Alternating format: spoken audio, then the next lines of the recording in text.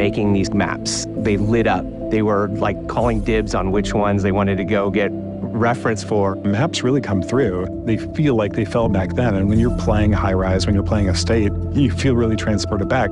We questioned a lot of what was good about the movement of older games, what was good about the gunplay of older games, and the same with the newer games. So we tried to marry a lot of those things together. The way we approach it is that, how are we going to make these the best versions of those maps that people have ever played? Because that's what we wanted. That's what we want as fans.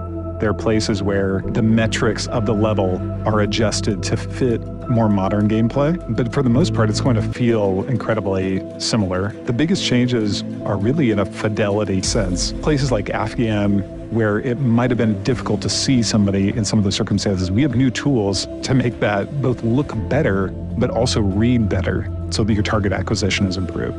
Favela's a map where it really pushed our opportunities to explore what you couldn't do in the old one and what you can do now.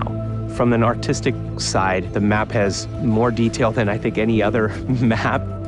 In High Rise, it's fun to explore and jump on the scaffolding and mantle to places that you weren't able to actually grab or reach before. Now you can get there. When it was a question of whether it should be like the original or whether it should be more modern in terms of the metrics, we went with the original.